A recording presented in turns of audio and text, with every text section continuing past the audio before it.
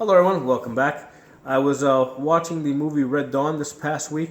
For those of you not familiar, that was an 80s movie about a hypothetical alternate reality where the Soviets and the Cubans invade the United States and they occupy half of it, okay?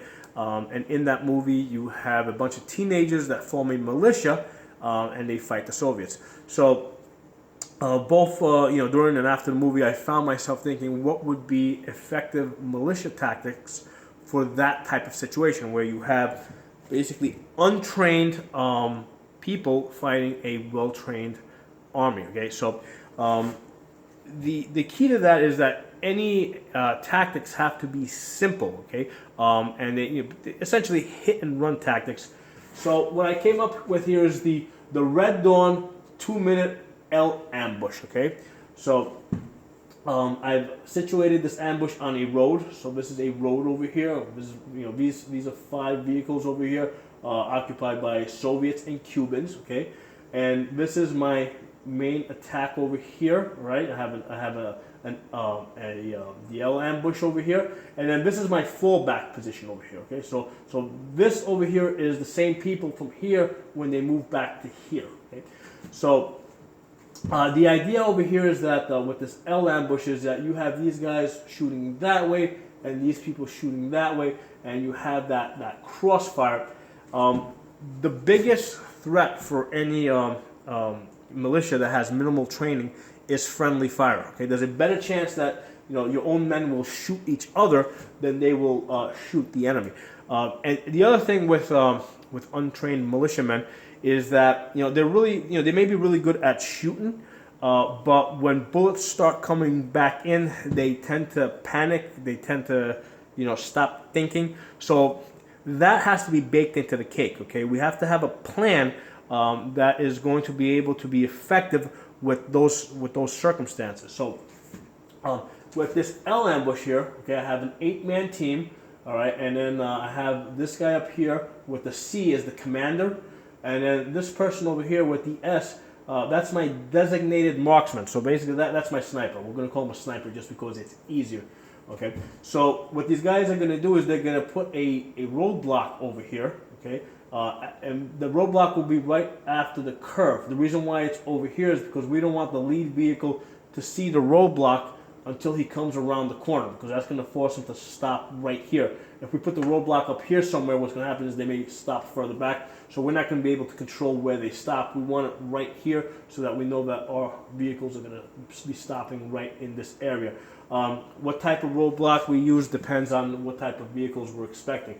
If it's just cars and trucks, we can use cinder blocks, tires, just debris.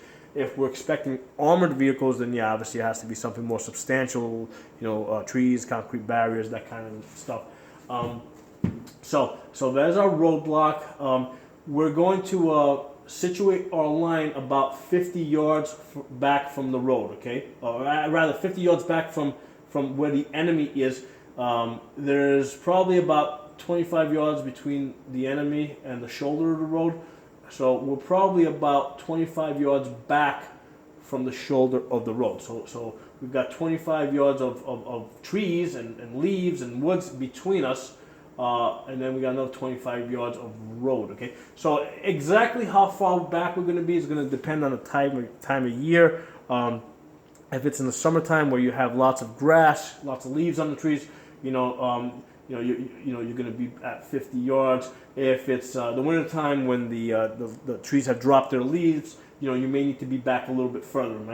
You may need to be back at 75 yards. So we want to be as far back as is safely possible, but at the same time have a line of sight to where we expect the enemy to be. Okay, so that's an important component to this. Now our sniper, he's because we have this corner over here, he's going to be about 75 yards back, all right, because there's more distance from his position. But that's fine because he has a magnified scope and he's taking well-aimed precision shots, so that's a good place for him to be. So he's going to be a little further back, and that's important because our sniper is going to provide cover for our men to get out. So he's going to be the last one to pull out of that position. Okay, the commander is going to be up here, and he's going to be the one that initiates the attack. So he's going to, the commander is going to be the first one to fire, and then when the commander fires, this whole line is then going to open up. That's really important. Everybody's got to cue off the commander because, first of all, he's all the way back here. He's in a position to see the whole line as it comes in, because depending on what he sees come in, he may decide that he's not, that he's not prepared for, to make this attack, because he might be expecting cars and trucks, and he may get, an armored vehicle back here, because you might have, Jeep, truck, and then you might have an armored car back here that has a minigun that can fire like 100 rounds a second, and he may decide that's not a good idea. He may he may send a signal down the line to just get out of there. Okay, so the commander is the one that initiates this. He fires the first shots, then the whole line opens up. These two guys over here are going to wait about 30 seconds before they open up. Okay, and that's important, because what's going to happen is these Soviets and Cubans that we have in these vehicles, most likely they're going to jump out to this side over here, because they want to put as much metal between their bodies and these incoming bullets. So they're going to jump out to this side over here, and then what happens is these guys over here have a nice angle of attack, once these guys are out of their vehicles on this side. So that's why these two guys here are going to wait 30 seconds before they open up. And of course, our sniper's taking well-aimed shots, okay? So this is a good plan. It minimizes the risk of friendly fire, because you got these guys firing that way. Basically everybody's firing that way. We don't have any people in here, okay? Because we don't want to set up an ambush where we have people on this side of the road and people on this side of the road. Because what's going to happen is these guys are going to be shooting through the enemy to these guys over here. Likewise, these guys are going to be shooting through the enemy to their own men over here. So we don't want to be shooting in a direction where we know we have our people behind. The other thing is, if you have any people here, it's very dangerous for them to cross this road, right? This open road to meet up with these people. So they'd be forced to pull out in that direction. So now you're splitting up your team. So we want to keep everybody on the same side of the road. This way everybody is able to pull back as a unit and come back to the fallback position over here, okay? So now, again, this is the 2-minute attack. Essentially what we're doing is we're dumping one 30-round magazine within 2 minutes.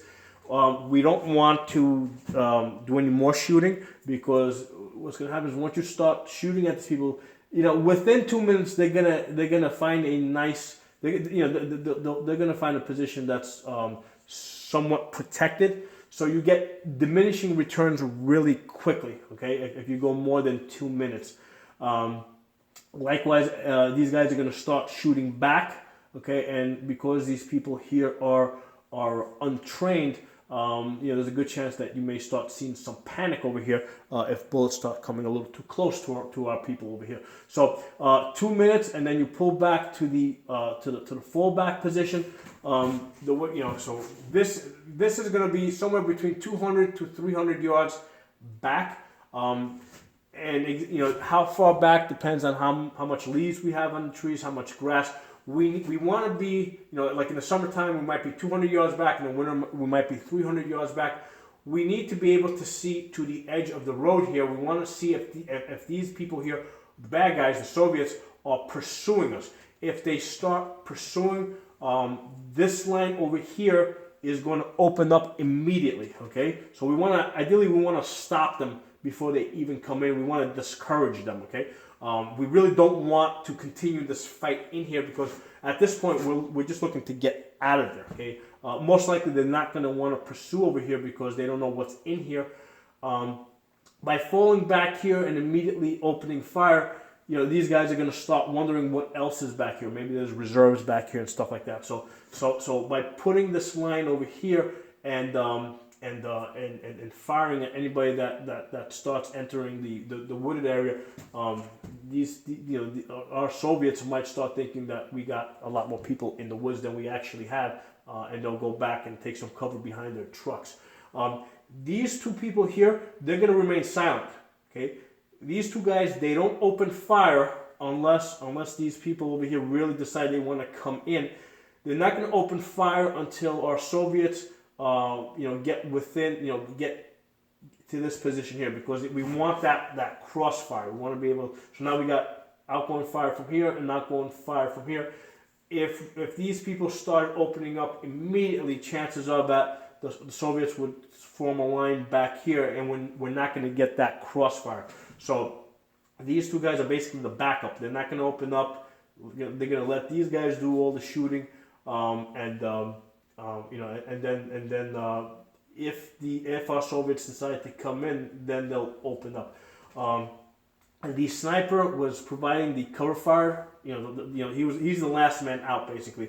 For two reasons. He's able to take more well-aimed shots, and also he's further back to begin with. So it's a shorter distance. He's a little deeper into the woods, so he can afford to be the last man out. The same deal here. He's going to come over here when they decide to pull back to their second fallback position. Again, he's going to be the last man out.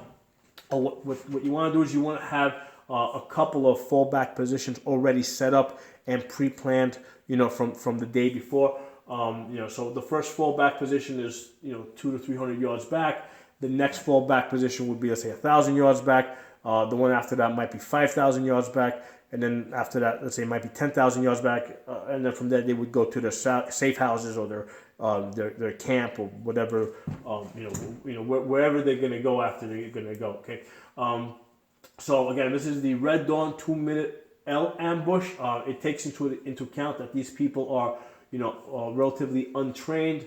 They're somewhat undisciplined, and I don't mean that in a negative way.